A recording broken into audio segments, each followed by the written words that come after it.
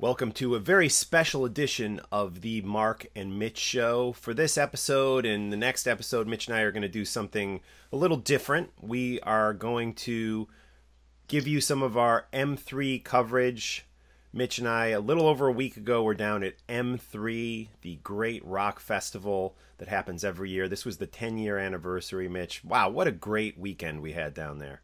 Yeah, that was absolutely spectacular. It was my very, very first one, and it is not going to be my last one. Other than Heavy Montreal, this is probably the best organized festival I've been to for both fans and media. It's just first class on everything. Right on. It's no rock carnival. Right now, let's get into this interview that Mitch and I conducted with Michel Sweet. This was recorded on May 5th, 2018 at the 10-year anniversary of the M3 festival. Definitely. That's right. We'll see you at the 11th year. Yeah, there you go. The M3 Cup. Yeah. Cool. All right, guys. Michel Sweet. Hey, it's Mark Strigl along with Mitch Lafon, and we are here at the M3 Festival, the 10-year anniversary, with Michel Sweet of Striper. Michel, how are you? Hey, guys. I'm good. Good. This is the 10-year anniversary. What's your history been with this festival? History with this festival, we did it for the first time. I'm trying to remember exactly what year. It wasn't the first year, but a few years back. And I think that's when they filmed it. And it's all over YouTube. Okay. And then we came back and did it again, and then I hosted it a few years ago. It might have been last year. Man, my sense of time is I don't terrible. think it was last year. No, I was okay, here. year before. And then here we are again. Yeah. Performing as Striper. It's always been great performing here. It seems like whenever we come, though, it's cold and rainy. Today's not so cold, but I don't know what. I think we bring the rain or something. I don't know, man. Very odd. Well, you have a brand new record out, Goddamn Evil, which I think is great. I mean, really, sincerely, I'm digging the record. It continues. Do you feel like it continues the kind of strong, heavy vibe that you had on your last solo record? I mean, you guys have always had heaviness to you, but this, I mean, there's a slower song on the record, but it's buried deep into the record. I mean, it's pretty balls to the wall. It's slower, but I mean, I always come from the mindset of, slow and fast has nothing to do with heavy. Right. That's just I mean, some of the heaviest songs, in my opinion, are slow. Right, yeah, sure. So the slowest song I think you're referring to is the ballad. That You Love? Yes. Yeah. Yeah. And that's a ballad. It's a rock ballad, guitar-driven. It's not a piano ballad. Striper in the past was known for their piano ballads. This is not that. But yet we wanted to keep a heavy flow to the album, but yet also retain who we are as a band, and we always really mix things up musically. Like, there's not one song that's similar. Right. And we've always done that, pretty much. If you go back and listen to most of our albums, you'll hear that every song's really different. Yeah. A lot of bands from the 80s, and that's fine and great, but all the songs kind of sounded the same. Yep. Yeah.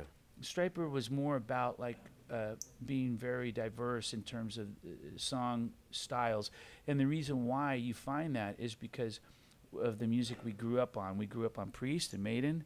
We grew up on Journey. We listened to Night Ranger. We listened to Loverboy. Yeah. We listened to so many different types of music, and we loved it. So I think that influenced us musically as well. And emotionally, this record to me is, I mean, there's some hopefulness, but there's also some real dark anger I'm hearing, some sadness. We're just angry guys, man. We're really angry. More so than you used to be, you think? Or? No. I don't think so. I think what it is it's a very, let me put it this way. I think it's a very serious album. Right. And we live in serious times. Yeah. There's a lot of stuff that's going on that we've never seen before. The Las Vegas shooting, for example. Sure. It's like, did we ever imagine we'd ever see such a thing? No, I never did. And as I was watching the footage and stuff, I was just kind of in shock, like everybody else. And, this album is directed at that, evil. Right. People that do evil things, people that are evil, evil in our world, that seems to be elevated. Maybe I'm wrong. I don't know. Right. it just seems to be elevated to new heights in 2018 and where we are now as a society. And we wanted to make an album that was, an album that people could relate to in that sense. You know, it's songs like Lost, Goddamn Evil, The Valley even. You know, it kind of lays it out in the verses and maybe a little bit with a little bit of angst, but then when it gets to the chorus, it's like, hey, there's hope, man. Right, yeah. You know? Yeah. Yea, do I walk through the valley of the shadow of death, I will fear no evil. Yeah. You know, even though, man, there's a lot of evil. Yeah. Well, and I like the song "Lost" a lot. Are we lost? It's are a we big lost question. at what Yeah. at what cost, man? You know, are we lost? But you know what? We're not lost. Right. We're really not. If we have faith, and we're a band of faith, as everybody knows that. And if we have faith, and if we pray a little bit more and we believe a little bit more, we're definitely not lost, for sure. Another lyric I wanted to ask you about on "You Don't Even Know Me." Are you saying a different kind of low? Is that the lyric, or am I? Yeah, different kind of low. And what's the meaning behind it? I have no Yeah. idea. It rhymes. Yeah. No. What that means is, you know, how many times have you had someone in your life where they do something that's pretty low, and then they do something else that's a different kind of low, and Right, you might not expect them to do that, and wow, that caught me off guard, but man, that's pretty low. You know what I mean? Yeah. And what that song's referring to is just all the people on the internet that you post something positive. You and I have talked about this. You post something positive on your Facebook page, and then all these clowns come in and just start making it negative. And it was just a positive post. Yeah. You know, supposed to be positive. Let's Right. keep it positive. And then these people come in. It's like, first of all, we didn't ask for your opinion. Yeah. Second of all, why is your opinion so nasty Yeah. and so bitter? So that's what that song's directed at. Right. You don't even know me, but you judge me. You come on my Facebook page and you tell me I'm this, and that, and we've never even met, dude. Yeah. What's your problem? Right. That's what that song's about. Yeah, I get that all the time. Yesterday I posted about the Guns N' Roses, their new box set, and all these comments like, "I'm not gonna buy it." It's like, what? Anyway. Drives me insane. Last Last time you we have to accept it, Right. because that's the internet. You can't do anything about it, or you can get upset about it, and that does no good. Last time we spoke, we were talking about Perry Richardson joining the band. Yeah. You hadn't played any shows with him, just done rehearsals at that time. Now you've played some shows. How is he fitting in? How's it feeling for you? How's it feeling for the band? Oh, he's great, man. We did one show in Milan, and this will be, I think, officially our second show today.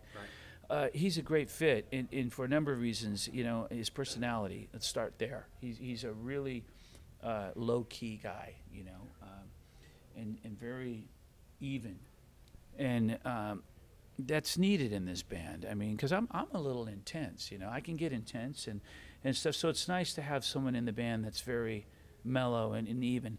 And he's that. He's a sweet guy. We love him.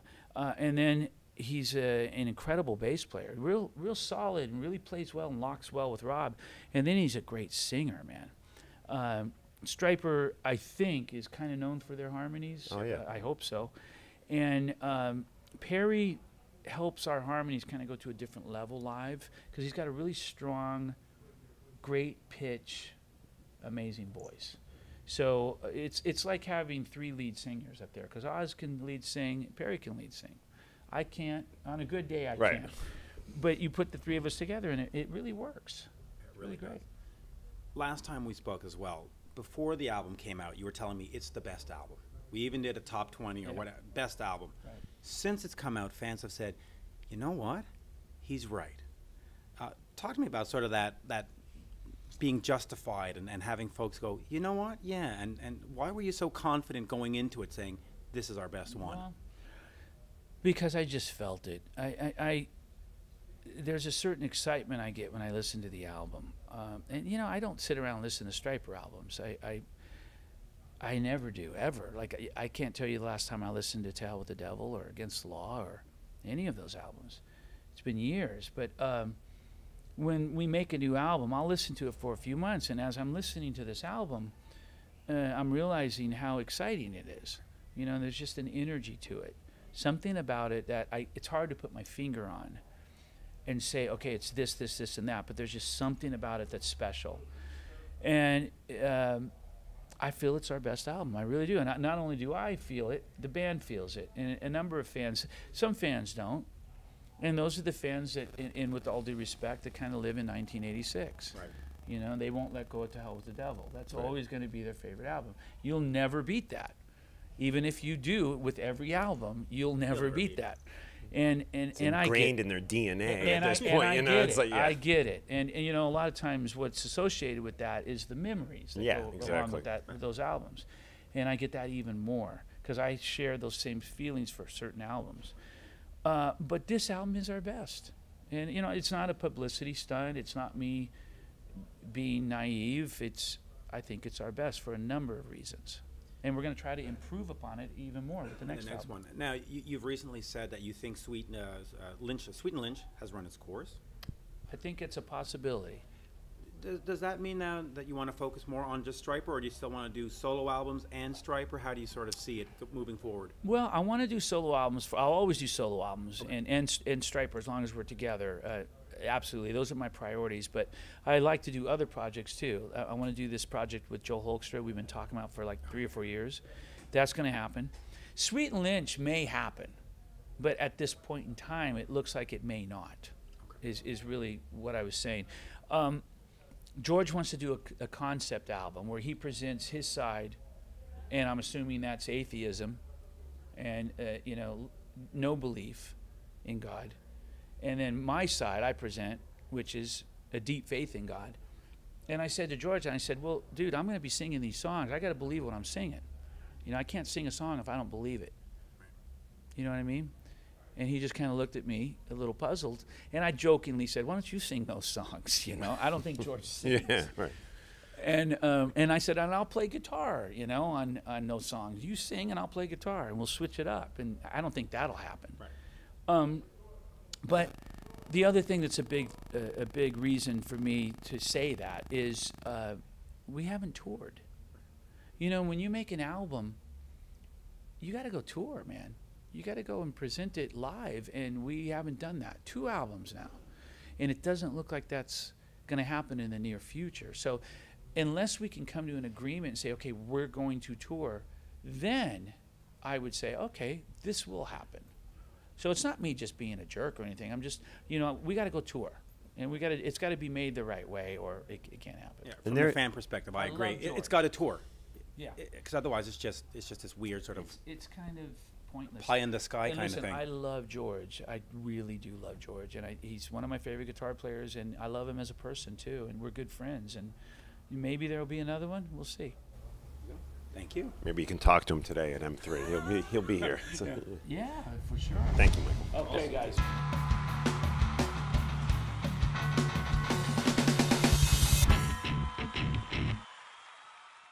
Thanks for watching. Be sure to like, share, and subscribe to our Talking Metal YouTube page. See you next time.